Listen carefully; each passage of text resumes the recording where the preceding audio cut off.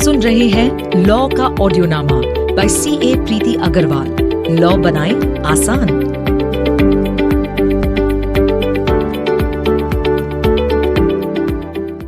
Welcome to episode 2, कुछ तुम कहो कुछ हम कहें। स्टूडेंट्स, पिछली बार हमने डिस्कस किए थे सारे essential elements of a valid contract and classification of contract. अब यहाँ पर हम डिस्कस कर लेंगे provisions relating to offer acceptance, communication of offer acceptance and provisions relating to lapse of offer. तो चलो शुरुआत कर लेते हैं। सबसे पहले डिस्कस करेंगे ऑफर के बारे में। Offer is defined under Section 2, Clause A of the Indian Contract Act 1872 और कैसे डिफाइन किया है? डेफिनेशन हमें एज इट इज़ याद रखनी है, तो सुन लो एक बार। When one person signifies to another his willingness to do or abstain from doing anything with a view to obtaining the assent of the other person, he is said to have made a proposal. तो सबसे पहले हम offer देंगे। Offer is the starting point of contract. जैसे ही हमने offer दे दिया, सामने वाली पार्टी को उसके बारे में पता चल गया, तो वो इसे एक्सेप्ट या रिजेक्ट कर सकता है। अगर एक्सेप्ट कर लिया तो एक प्रॉमिस बन जाएगा जो अल्टीमेटली कॉन्ट्रैक्ट बन सकता है। और अगर हमारा ऑफ़र उन्होंने रिजेक्ट कर दिया, एक्सेप्ट ही नहीं किया, तो आवर ऑफ़र विल लैप्स। तो ऑफ़र सबसे पहले ही आएगा। Offer must be properly communicated. Next फिर हम देख लेते हैं what is the classification of offer. Offer की क्लासिफिकेशन में सबसे पहले आएगा जनरल ऑफ़र। ये टाइप्स ऑफ ऑफ़र हैं। अगर मैं आपको एक लिस्ट दूं तो सबसे पहले हम पढ़ेंगे जनरल ऑफ़र, स्पेसिफिक ऑफ़र और special offer, then cross offer, counter offer, standing open और continuing offer, express offer and implied offer. तो इसे बार बार आप रीप्ले कर सकते हो, पीछे जाके आप दोबारा से सुन लेना। ये प्रोविजन, ये क्लासिफिकेशन आपको याद हो जाएगी। जनरल ऑफर क्या होता है? General offer is an offer which is made to the public in general. इसे कौन एक्सेप्ट कर सकता है? Anyone who has knowledge of the offer. फिर यहाँ पर एक बहुत ही इंपॉर्टेंट केस लॉ है, Carlill versus Carbolic Smoke Ball Company. Special या specific offer. This offer is made to a specific person and it can be accepted by that person only. तो जिसे ऑफर दिया है सिर्फ वही उसे एक्सेप्ट कर सकता है। Third we have cross offer. ये लिस्ट आपको याद रखने की ज़रूरत नहीं है लाइन से, क्योंकि आपको क्लासिफिकेशन ऑफ ऑफर में सब ऑफर के टाइप्स लिखने का क्वेश्चन नहीं आएगा। आपको कोई भी एक टाइप ऑफ ऑफर पे मोस्टली केस बेस्ड क्वेश्चन ही आएगा। क्रॉस ऑफर क्या होता है? Cross offer is an offer where we exchange identical offers in ignorance of each other's offer. दो पार्टीज एक दूसरे को ऑफर दे रहे हैं और उनको पता ही नहीं है कि वो सेम ऑफर दे रहे हैं। तो यहाँ पर मेरे कीवर्ड्स क्या होंगे? सबसे पहले तो मुझे ध्यान में रखना है identical offer, ignorance of each others offers. तो आइडेंटिकल ऑफर, इग्नोरेंस, ये मेरे कीवर्ड्स हैं। तो कैन आई से कि दोनों पार्टीज एक दूसरे को ऑफर दे रहे हैं, तो there are two separate offers, there is no acceptance, this will not be a valid contract. तो आप क्या वर्ड्स याद रखोगे? क्रॉस ऑफर में identical offer, ignorance of each other's offer, there are two separate offers, there is no acceptance, no valid contract comes into existence. फिर next हम देख लेते हैं counter offer. This is nothing but bargaining. मैंने offer दिया, आपने उसमें कुछ मॉडिफिकेशन, वेरिएशंस कर दिए in the original offer. Counter offer does not amount to acceptance, it is a new offer all together. तो ओरिजिनल ऑफर रिजेक्ट हो जाता है और हम एक नया ही ऑफर देते हैं which is known as counter offer. This is very important for case based question. Then we have standing open और कंटिन्यूइंग ऑफर। इसमें स्टूडेंट्स याद रखना टेंडर वाला एग्जाम्पल आता है हमेशा, ठीक है? टेंडर। तो ये स्टैंडिंग ओपन और कंटिन्यूइंग ऑफर क्या होता है? It is an offer which is allowed to remain open for acceptance over a period of time. तो एक पीरियड के लिए वो एक्सेप्ट कर सकते हो, आप कितनी बार भी उसे एक्सेप्ट कर सकते हो। And each order, that is each type of acceptance, हर बार जब हम एक्सेप्ट करेंगे that will be considered as a separate contract. तो टेंडर की अगर हम बात कर लेते हैं तो एग्जाम्पल लेना यहाँ पर ज़रूरी हो जाता है, क्योंकि अगर इस पर्टिकुलर कॉन्सेप्ट पे क्वेश्चन आया तो जो एग्जाम्पल मैं आपको बताने वाली हूँ उसी पे क्वेश्चन आएगा। जैसे लेट्स से फॉर एग्जांपल कि एक कंस्ट्रक्शन कंपनी है और उन्हें एक फ्लाईओवर बनाने का कॉन्ट्रैक्ट मिला है। अब फ्लाईओवर 1 साल या 15-20 दिन में तो बनेगा नहीं, उसे कई साल लग जाते। तो मान लो कि ये टारगेट है कि 2 साल में फ्लाईओवर बन जाएगा। तो जो कंस्ट्रक्शन कंपनी है उन्होंने ये कॉन्ट्रैक्ट लिया है फ्लाईओवर बनाने का 2 साल के अंदर। अब फ्लाईओवर बनाना है तो मुझे सीमेंट की ज़रूरत है, तो सीमेंट के लिए उन्होंने फिर टेंडर्स इनवाइट किए। बोला सप्लायर मुझे 1 लाख सीमेंट बैग्स की ज़रूरत है, बताओ सीमेंट कितने में सप्लाई करोगे। तो बहुत लोगों ने फिर ऑफ़र दिया। तो जैसे let's see for example XYZ PQR इन सब लोगों ने ऑफ़र दिया कि हम ये प्राइस पे सप्लाई करेंगे। जेड का ऑफ़र सबसे बेस्ट था, सबसे कम प्राइस में वो सीमेंट सप्लाई कर रहा था, तो हमने उसका ऑफ़र एक्सेप्ट कर लिया। अब हम उससे बोलते हैं देखो 1 लाख सीमेंट बैग्स मुझे अभी के अभी नहीं चाहिए, इतने बैग्स मैं कहाँ पर रखूँगा, मेरे यहाँ पे तो जगह भी नहीं है। तो जेड बोलते हैं अरे डोंट वरी, मेरा तो ओपन ऑफर है, तुमको जब जितने बैग्स चाहिए तभी बता देना। तो ए लिमिटेड फिर बैग्स का ऑर्डर देने लगी। ऐसे करके 2 साल में उन्होंने 1 लाख सीमेंट बैग्स का ऑर्डर दे दिया। Each order placed is considered as acceptance of the open offer of Z. Z का जो ऑफर है it is open for acceptance over a period of 2 years, क्योंकि 2 साल लगने वाले हैं वो फ्लाईओवर बनने के लिए, और ए जो कंस्ट्रक्शन कंपनी है वो 2 साल में ये ऑर्डर्स देने वाली है। तो 2 साल तक ये ऑफर जो ओपन रहता है for acceptance that is known as standing open और कंटिन्यूइंग ऑफर। तो ठीक है, अगर एग्जाम में क्वेश्चन आया तो मोस्टली इसी पे आएगा। फिर हम आ जाते हैं एक्सप्रेस ऑफर की तरफ। एक्सप्रेस तो मुझे पता है, it means it is made in words oral और रिटन। इम्प्लाइड ऑफर में वर्ड्स नहीं होते हैं, it is made otherwise than in words. It is understood from the conduct of the parties और सर्कमस्टांसेस ऑफ द केस। यहाँ पर example discuss करना बहुत इंपॉर्टेंट हो जाता है क्योंकि इस पे केस बेस्ड क्वेश्चन आते हैं। तो अगर हम देख ले इम्प्लाइड ऑफर में वर्ड्स यूज़ नहीं किए लेकिन फिर भी ऑफर हो जाता है। जैसे मान लो आप IPL की बिडिंग देख रहे हो, तो जो टीम्स हैं वो अपना कार्ड रेज करती हैं, it means they want to bid, that's an implied offer. Bus running on a fixed route, it's an implied offer कि भाई मैं तो यहाँ पर जा रही हूँ, तुमको आना है तो बैठ जाओ। फिर हम बैठ जाते हैं, that is implied acceptance. Words are not used, it is understood from our action या फिर कंडक्ट। तो स्टूडेंट्स ये था क्लासिफिकेशन ऑफ ऑफर। नेक्स्ट हम देख लेते हैं रूल्स ऑफ ऑफर। यहाँ पर मैंने एक निमोनिक बनाया है, तो आपके पास अगर पेन या पेपर है या आप मेरी बुक रेफर कर रहे हो तो वहाँ पर रूल्स ऑफ ऑफर के यहाँ पे साइड में लिख दो व्हेन अ पर्सन डाइज, तो हम क्या लेते हैं DIE डाई। ठीक है, तो आप लिखोगे DIE और उसके नीचे लिखोगे एक छोटा सा C, GST LC। So when a person dies उसके नेम का क्या प्रूफ हम ले सकते हैं, GST या LC लिविंग सर्टिफिकेट। ये बस ऐसे ही मैंने निमोनिक बनाया है क्योंकि इट इज़ वेरी डिफ़िकल्ट कि एकदम परफेक्ट निमोनिक बन जाए, तो थोड़ा बहुत यहाँ पर एडजस्ट किया है मैंने। तो आपके पास मेरी बुक होगी तो वहाँ पर आप लिख सकते हो रूल्स ऑफ ऑफर के अगेंस्ट DIE छोटा सा C, GST LC। अच्छा, तो यहाँ पर जो असेंशियल एलिमेंट्स हैं वो हम इसी निमोनिक के हेल्प से पढ़ेंगे। तो सबसे पहले जो मैंने डी लिया है, offer must be certain definite, तो डेफिनेट वाला डी मैंने लिया है। It must be certain definite and not वेग। बिल्कुल भी वेग या अनक्लियर नहीं होना चाहिए। जो भी आप दे रहे हो ऑफर, उसके सारे terms and conditions clearly mention होने चाहिए। अगर कोई कंफ्यूजन है then that will not be a valid offer, it can not be a valid acceptance. तो डी सबसे पहले बोलता है offer must be certain definite and not vague. आई जो है वो बोलता है offer must be distinguished from invitation to offer. Very very important for case based question. तो ऑफर और इन्विटेशन टू ऑफर में क्या फ़र्क है। ऑफर जो होता है that is very definite, it can be accepted और रिजेक्टेड इमीजिएटली। ये बेसिकली एक फाइनल विलिंगनेस होती है कि हाँ मुझे कॉन्ट्रैक्ट करना है, तुम फटाफट जो मैं बोल रहा हूँ उसको एक्सेप्ट कर लो या रिजेक्ट भी कर सकते हैं।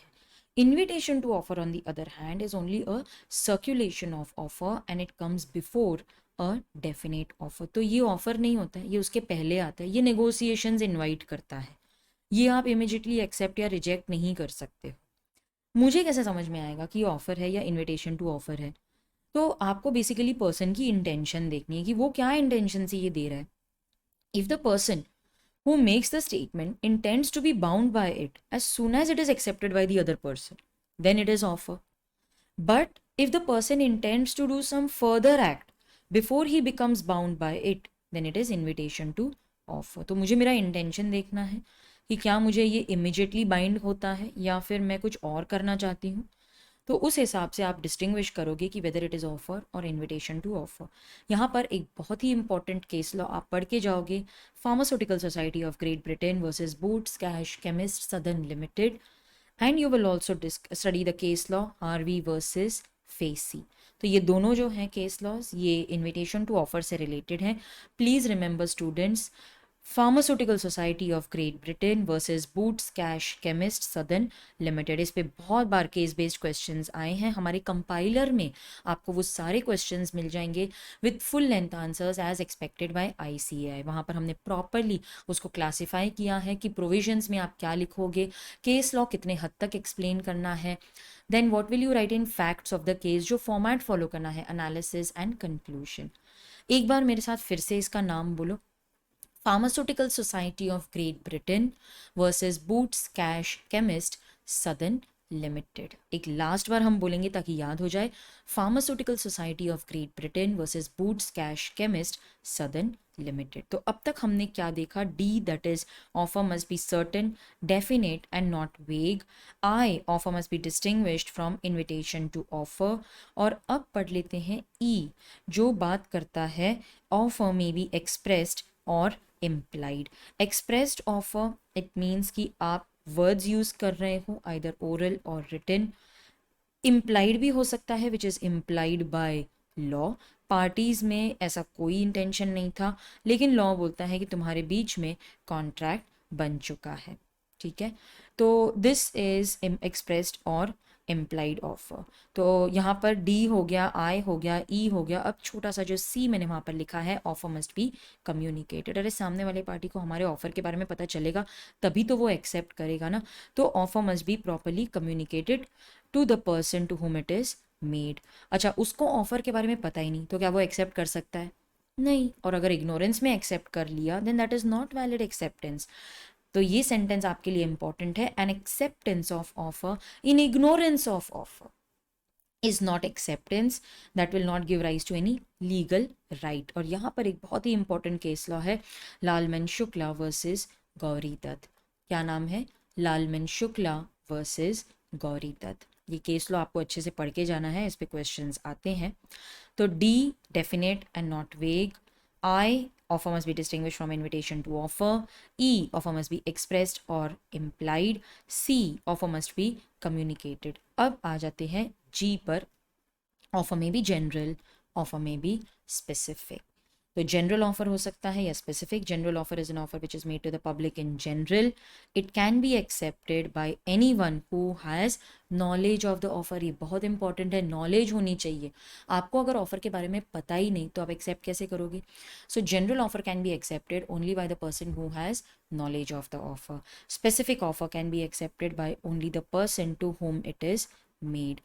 G के बाद आएगा S, क्योंकि GST हमने लिखा था। S means offerer must communicate special terms और standard form of contract। अगर कोई special terms and conditions हैं तो प्लीज़ ऑफर के साथ ही बता दो। बाद में अगर आपने बताया then offeree is not bound by those terms and conditions। Standard form of contracts क्या होता है? ये शिपिंग या फिर होटल इंडस्ट्री के जो कॉन्ट्रैक्ट्स होते हैं, ड्राई क्लीनिंग, बैंकिंग के जो होते हैं, ये सारे स्टैंडर्ड फॉर्म ऑफ कॉन्ट्रैक्ट्स होते हैं। अभी उनका क्या मतलब होता है? स्टैंडर्ड फॉर्म, जैसे आप बैंक में चले जाओ तो आपको बैंक में अकाउंट ओपन करने के लिए वो एक फॉर्म देता है। आपका फ्रेंड चला जाएगा, उसे भी सेम फॉर्म मिलेगा। मैं चली जाऊंगी तो मुझे भी वो सेम फॉर्म ही मिलने वाला है, because these are all standard form of contracts. जो भी वो बैंक में अकाउंट ओपन करने जाएगा उसको वही सेम फॉर्म मिलेगा। कॉन्ट्रैक्ट जनरली हम क्या सोचते हैं कि कॉन्ट्रैक्ट दो पार्टीज़ के बीच में बनता है, उनकी नेगोशिएशंस पे बनता है। लेकिन ये जो स्टैंडर्ड फॉर्म ऑफ कॉन्ट्रैक्ट्स हैं ये भाई टेक इट और लीव इट वाले कॉन्ट्रैक्ट्स होते हैं। तुमको पसंद आए नहीं आए तुमको एक्सेप्ट करना ही पड़ेगा। तो लॉ होता है कि ये जो स्टैंडर्ड फॉर्म ऑफ कॉन्ट्रैक्ट्स है उसमें कोई स्पेशल टर्म्स एंड कंडीशंस हैं तो वो प्लीज़ ऑफर के साथ ही बता दो, उसे प्रिंट करके दे दो। इसीलिए तो अगर आप देखोगे कि बैंक का जो अकाउंट ओपनिंग फॉर्म होता है उसके साथ में वो बहुत सारे टर्म्स एंड कंडीशंस के पेपर भी देते हैं। हम बिना पढ़े साइन कर लेते हैं, वो हमारी गलती होती है, but we are expected to read those terms and conditions before entering into contract. तो कोई भी अगर स्पेशल टर्म्स एंड कंडीशंस हैं, स्टैंडर्ड फॉर्म ऑफ कॉन्ट्रैक्ट्स है, उसके जो टर्म्स है they must be properly communicated. ठीक है, जीएसटी में जी हो गया जनरल या स्पेसिफिक ऑफर, एस हो गया offeror must communicate special terms और स्टैंडर्ड फॉर्म ऑफ कॉन्ट्रैक्ट। अब टी की तरफ आ जाते हैं, offeror offer should not contain a term, T for term, the non-compliance of which amounts to acceptance. Offerer cannot say that if the offer is not accepted before a certain date, I will presume it to be accepted. आप ये नहीं बोल सकते that if the offer is not accepted, तो हम मान के चलेंगे कि आपने, अगर आपने हमारा कम्युनिकेट नहीं किया तो हम मान के चलेंगे कि आपने हमारा ऑफर एक्सेप्ट कर लिया। जैसे X offer to Mary Y और बोलता है if you don't reply by today evening 5 o'clock I will assume that you have accepted my offer. भाई ऐसे कैसे हो सकता है? Offer must be communicated, similarly acceptance must also be communicated ना। उसके साइलेंस से तो हमें एक्सेप्टेंस नहीं समझेगा। जीएसटी हो गया। अब आता है एलसी, लिविंग सर्टिफिकेट। तो एल में क्या आएगा? एल में यहाँ पर सबसे हम लिखेंगे offer must be capable of creating legal relation. जितने भी बिजनेस या कमर्शियल कॉन्ट्रैक्ट्स हैं उसमें ये अजम्पशन है, लेकिन जितने भी सोशल या डोमेस्टिक ऑफर्स होते हैं there is no intention to create legal relation, इसीलिए वो ऑफर वैलिड भी नहीं होगा क्योंकि वो वैलिड कॉन्ट्रैक्ट भी नहीं बनाएगा। ऑफर मे बी कंडीशनल, हाँ कंडीशंस अटैच कर सकते हो, शर्त बस इतनी है that the conditions must be communicated along with the offer. तो सी आ जाएगा, offer may be conditional but the conditions have to be communicated along with the offer. तो एक बार फिर से लिस्ट में बता देती हूँ आपको, die C GST L C. Die में D that is offer must be certain, definite not vague. I, offer must be distinguished from invitation to offer. E, offer may be expressed or implied. C, offer must be communicated. G, offer may be general or specific. S, offerer must communicate special terms or standard form of contract. T, offer should not contain a term the non-compliance of which amounts to acceptance. L, offer must be capable of creating legal relation. C, offer may be conditional. Then let us discuss the meaning of acceptance. Lapse of offer हम बाद में देखेंगे। Acceptance के जो essentials हैं वो देख लेते हैं। सबसे पहले तो acceptance is defined under section 2 clause B of the act। तो कैसे define किया है? When a person to whom the proposal is made signifies his assent thereto, the proposal is said to be accepted. Essentials of valid acceptance, सबसे पहले acceptance must be absolute and unconditional। जैसा offer दिया है वैसे का वैसे ही accept करो, एकदम mirror image, without making any variations, reservation, condition. तो ये हमारे की वर्ड्स हैं, mirror image, without any variation, reservation और कंडीशन। अगर आपके पास मेरी बुक है तो आपको ये वर्ड्स प्रॉपरली समझ में आ रहे होंगे, क्योंकि यही सब हमने हमारे वीडियो लेक्चर्स में भी पढ़ा था कि ये जो की वर्ड्स हैं इनको कैसे आइडेंटिफाई करते हैं और इन्हें कैसे शुरू से ही याद रखते हैं। तो अब आप जब रिविजन कर रहे हो तो it will become very easy for you. अच्छा, अगर हमने कुछ क्वालिफिकेशन डाल दी, वैसे का वैसे ही ऑफर एक्सेप्ट नहीं किया, then it is not acceptance, in fact it is a counter offer and counter offer does not amount to acceptance, it is a new offer altogether। तो students ये जो हमने provision पढ़ा that acceptance must be absolute and unconditional, जैसा offer दिया है वैसे का वैसे ही accept होना चाहिए without any variation, modification, qualification।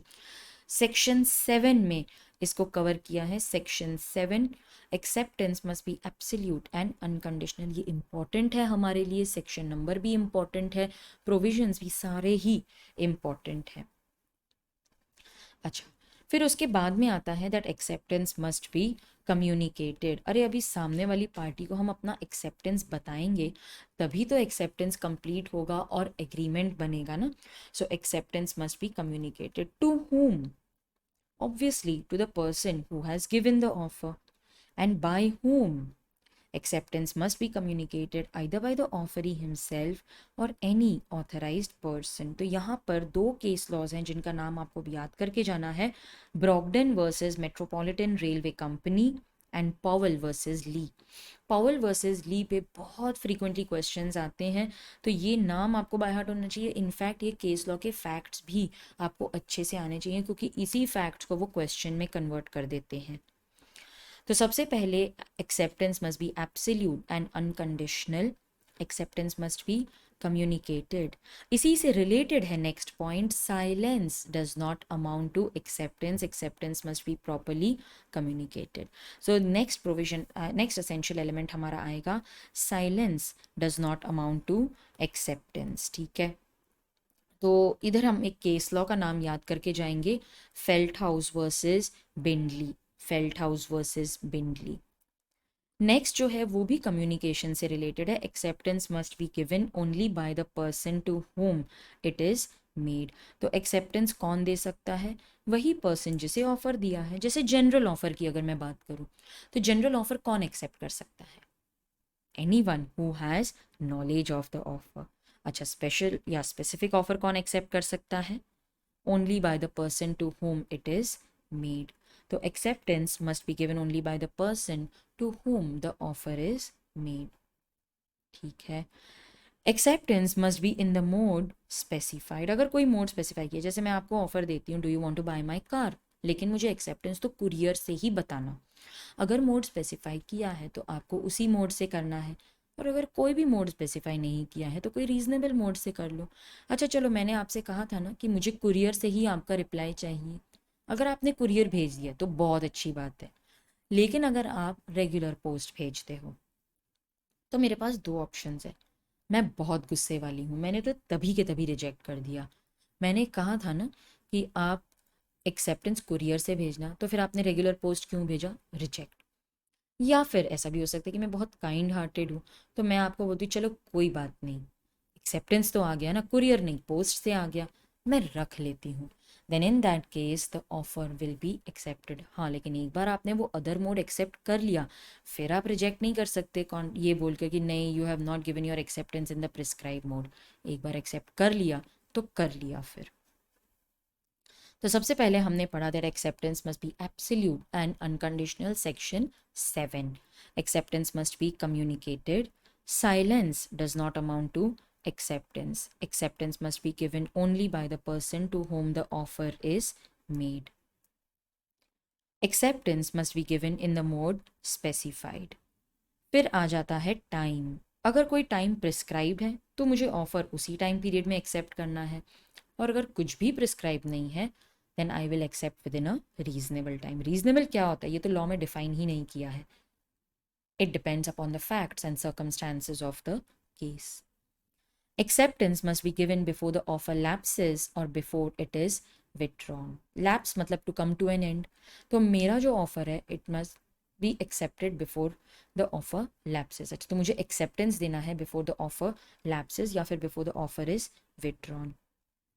Last में यही आएगा, I can have expressed acceptance या फिर इम्प्लाइड एक्सेप्टेंस। एक्सप्रेस्ड मतलब it is expressed in words, spoken और रिटन। इम्प्लाइड मतलब it is made otherwise than in words. अच्छा, इम्प्लाइड एक्सेप्टेंस का पहले तो एक्सप्रेस के एग्जाम्पल दे देती हूँ क्योंकि उस पर कभी कभार क्वेश्चंस आते हैं। एक्सप्रेस्ड एक्सेप्टेंस, एक्सप्रेस मतलब वर्ड्स हैं ओरल या रिटन में, जैसे टेलीफोन मैसेजेस हो गए या फिर फेस टू फेस कम्युनिकेशन हो गया, लेटर्स हो गए। इम्प्लाइड में अदरवाइज दैन इन वर्ड्स है, तो इधर बेस्ट एग्जाम्पल है कार्लिल वर्सेस कार्बोलिक स्मोकबॉल कंपनी का, जहां पर मिसेस कार्लिल ने अपना एक्सेप्टेंस दिया था by purchasing and using the product as per the printed instructions. वो ट्रांसपोर्ट कंपनी जो बस चला रही है उसका एग्जाम्पल यहाँ पर बहुत अच्छे से आएगा कि बस जो है running on a fixed route, it is an offer, हम उसमें बैठ जाते हैं, दैट इज एक्सेप्टेंस। ठीक है, वो कूली वाला भी आप यहाँ पर लिख सकते हो कि कूली जो हमारा सामान उठाता है that is implied offer, we allow him that is implied acceptance, इससे बन जाता है हमारा इम्प्लाइड कॉन्ट्रैक्ट। तो ये थे हमारे असेंशियल एलिमेंट्स ऑफ एक्सेप्टेंस। जो मेरा 10x वीडियो है उसमें मैं आपके साथ ये सारी लिस्ट एक बार फिर से रिवाइज करूंगी, तो आप बार बार सुन लोगे तो याद हो जाएगा। नेक्स्ट हम देख लेते हैं communication of offer and acceptance. इस पे मैंने यूट्यूब पे एक वीडियो भी किया था। मेरा यूट्यूब चैनल है CA प्रीति अग्रवाल। अगर अभी तक आपने सब्सक्राइब नहीं किया है तो तुरंत अभी के अभी जाओ और यूट्यूब पे मेरा चैनल सब्सक्राइब करना, सीए प्रीति अग्रवाल, क्योंकि यहाँ पर मैंने सीए फाउंडेशन से रिलेटेड बहुत सारे कॉन्सेप्ट वीडियोस किए हैं। तो वो कॉन्सेप्ट वीडियो में एक वीडियो है communication of offer and acceptance. जो एग्जाम्पल मैंने वहाँ पर किया है वही आपके साथ डिस्कस कर लेती हूँ। ध्यान से सुनना, अगर आपको ये एग्जाम्पल समझ में आ जाता है तो इसमें सारी प्रोविजंस समझ में आ जाएंगी। अच्छा, अगर सेक्शन नंबर्स की बात करें तो communication of offer and acceptance से रिलेटेड सेक्शंस है 3 to 6। यहाँ पर हमें इंडिविजुअल सेक्शंस याद करने की ज़रूरत नहीं है। अगर आपको इंडिविजुअल सेक्शंस चाहिए तो आप मेरी बुक रेफ़र कर सकते हो, बट मेरे हिसाब से इतना सब एग्जाम में नहीं आता है, सिर्फ आप उसका एग्जाम्पल अच्छे से करके जाना। X offers to sell his flat to Y for 50 lakhs। तो X ने अपना फ्लैट Y को ऑफर किया, वो भी लेटर लिख के कि क्या तुम मेरा फ्लैट खरीदोगे 50 lakhs में। Now this offer was posted on 5th of April which reached Y on 7th April। Y ने अपना एक्सेप्टेंस दिया on 8th of April जो X को मिला on 10th। तो एक्स ने अपना ऑफर दिया 5th को, लेकिन वो पहुंचा वाई को 7th को। तो जिस दिन वाई को ऑफर के बारे में पता चलेगा तभी हम बोल सकते हैं ना भाई हमारा ऑफर पहुंच गया, हमारा ऑफर कम्युनिकेट हो गया। So communication of offer is complete on 7th, that is when it comes to the knowledge of Y। knowledge word यहाँ पर दिया है, इसका मतलब है सिर्फ Y को लेटर मिल गया इससे काम नहीं चलेगा। Y ने वो लेटर पढ़ लिया, उसे ऑफर के बारे में पता चल गया, only then we can say that the offer is properly communicated. Then we have communication of acceptance. When is it complete as against the offeror. हम कब बोल सकते हैं कि ऑफरर एक्स के लिए कॉन्ट्रैक्ट बन गया? तो जब वाई लेटर पोस्ट कर देता है, वो डब्बे में डाल देता है, देन वी कैन से कि एक्स का ऑफर एक्सेप्ट हो गया। तो यहाँ पर डेट होगी 8th of April। अच्छा, वाई के लिए एक्सेप्टेंस कब कंप्लीट होगा? जब वो लेटर ऑफ एक्सेप्टेंस एक्स को मिल जाता है, which is on 10th of April। तो जैसे ही वाई ने लेटर पोस्ट कर दिया, एक्स के लिए कॉन्ट्रैक्ट बन गया, अब वो ऑफर किसी और को नहीं दे सकता। और जैसे ही वो लेटर एक्स को मिल जाता है, वाई बोलता है चलो भाई मेरा एक्सेप्टेंस कम्युनिकेट हो गया, वाई को वो लेटर मिल गया, वाई ने पढ़ लिया।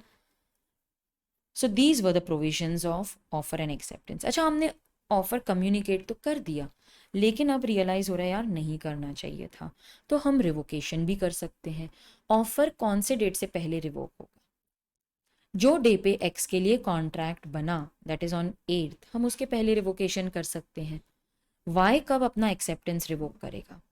Any time before 10th, that is any time before he is bound by his acceptance. तो इन दोनों पार्टीज के लिए जब कॉन्ट्रैक्ट बनता है उसके पहले वो रिवोकेशन कर सकते हैं। तो स्टूडेंट्स, ये थे provisions relating to communication of offer and acceptance जो डिस्कस किया है सेक्शन 3 से लेके सेक्शन 6 तक। नेक्स्ट हम देख लेते हैं provisions relating to lapse of offer. इस पे जनरली थ्योरी क्वेश्चंस आते हैं, तो ये लिस्ट आपको याद करके जानी है। Lapse of offer means when the offer comes to an end. Lapse हो सकता है बाय रिवोकेशन। रिवोकेशन मतलब पहले मैंने ऑफर दिया, फिर उसे वापस बुला लिया, तो मेरा ऑफर जो है वो लैप्स हो जाएगा, खत्म हो जाएगा, एंड हो जाएगा। लैप्स ऑफ टाइम, अरे मैंने जो टाइम दिया था वो खत्म हो गया, तो इट मीन्स ऑफर लैप्सेस। और अगर टाइम ही नहीं दिया है तो रीजनेबल टाइम एक्सपायर होने के बाद मेरा ऑफर लैप्स हो जाएगा। लैप्स बाय डेथ और इंसैनिटी ऑफ आइदर ऑफरर और ऑफरी बिफोर एक्सेप्टेंस। तो ऑफरर ने ऑफर तो दे दिया, लेकिन एक्सेप्टेंस के पहले ही डाइड। तो अब अगर ऑफरी को इसके बारे में पता है तो वो एक्सेप्ट करेगा ही नहीं ऑफर। लेकिन अगर ऑफरी ने इग्नोरेंस में एक्सेप्टेंस दे दिया, उसको ऑफरर के डेथ के बारे में पता ही नहीं है, then a valid contract comes into existence. लेकिन वो परफॉर्म कौन करेगा? ऑफरर तो है ही नहीं, तो लीगल रिप्रेजेंटेटिव परफॉर्म कर लेगा। अच्छा, ऑफर ही डाइज बिफोर एक्सेप्टेंस, तो ऑफर लैप्स हो जाएगा, अब कोई एक्सेप्ट कर ही नहीं सकता। Lapse by failure to accept the condition precedent. हमने एक्सेप्टेंस के साथ कुछ कंडीशन डाली थी, जैसे मैं आपको अपना टेलीविजन सेट सेल करूंगी for 25,000 provided you send an advance of ₹5,000 along with acceptance. तो मैंने शर्त रखी थी कि एक्सेप्टेंस तभी वैलिड होगा जब आप मुझे 5,000 का एडवांस दोगे एक्सेप्टेंस के साथ। आपने अपना एक्सेप्टेंस तो दे दिया लेकिन एडवांस नहीं भिजवाया, offer lapses because you have not send the advance, you have not fulfilled the condition precedent. Offer में लैप्स बाय काउंटर ऑफर, मैंने ऑफर दिया, सामने वाले पार्टी ने उसे रिजेक्ट करके अपना ही ऑफर दिया, this is counter offer. Counter offer में ओरिजिनल ऑफर जो है वो रिजेक्ट हो जाता है, original offer lapses and we give a new offer all together. By not accepting in the prescribe mode, जो मोड मैंने बताया, कुरियर से ही अपना रिप्लाई भेजना, आपने उसको रेगुलर पोस्ट से भेजा, तो मेरे पास ऑप्शन है टू रिजेक्ट इट, और अगर मैंने रिजेक्ट कर दिया देन ऑफर लैप्सेस, क्योंकि आपने एक्सेप्टेंस प्रिस्क्राइब मोड में नहीं दिया, मैंने आपका एक्सेप्टेंस लिया ही नहीं, offer lapses. By rejection of offer by the offeree, offeror ने ऑफर दिया will you marry me, offeree बोलती है नो, तो ऑफर रिजेक्ट हो गया, ऑफर लैप्स हो गया. बाय सब्सिक्वेंट इलीगैलिटी और डिस्ट्रक्शन ऑफ सब्जेक्ट मैटर, हमने ऑफर तो दे दिया लेकिन बाद में वो इलीगल हो गया, या जिस चीज़ के लिए हमने ऑफर दिया था वही डिस्ट्रॉय हो गई, ऑफर लैप्सेस. तो ये थे सारे provisions relating to lapse of offer. यहाँ पर हमने जो सेक्शंस पढ़े वो थे section 2 clause A definition of offer, 2 clause B definition of acceptance, communication of offer acceptance section 3 to section 6. Acceptance must be absolute and unqualified, unconditional, section 7. Section 8 is not important for exam. Section 9, expressed offer or acceptance, implied offer or acceptance. तो expressed और implied offer या acceptance जो हमने पढ़ा that is covered under section 9. तो students ये था हमारा एपिसोड 2 ऑफर एंड एक्सेप्टेंस, कुछ तुम कहो कुछ हम कहें. कैसा लगा आपको ये वीडियो? मैंने बहुत अच्छे से सब कुछ कवर कर दिया. आई एम सो हैप्पी कि ये लेक्चर्स हमारे इतने अच्छे से चल रहे हैं, और जैसा मैंने सोचा था वैसे ही मेरी रिकॉर्डिंग्स हो रही हैं. तो I am very happy, I am very satisfied with the outcome of these audio lectures. एकदम वैसे ना मुझे आरजे वाली फीलिंग आ रही है, जहाँ पर मुझे लगता है कि मैं रेडियो पे हूँ और आप सब मेरी ऑडियंस हो. तो मुझे एकदम आरजे वाली फीलिंग आ रही है कि मैं आपके साथ इस तरीके से इंटरेक्ट कर रही हूँ. बस अभी वही बाकी रह गया, ये यूट्यूब वगैरह पे लेक्चर्स दे रहे हैं, अभी बस आरजे रेडियो जॉकिंग करनी है. That is one thing on my bucket list now. तो चलो स्टूडेंट्स, आज के लिए इतना ही करते हैं. एपिसोड 2 में बस हम इतना ही डिस्कस करेंगे, क्योंकि इसके बाद आपको वो 10x वाला वीडियो भी देखना है, जहाँ पर हम फिर से सारे सेक्शंस और हेड पॉइंट्स रिवाइज करेंगे.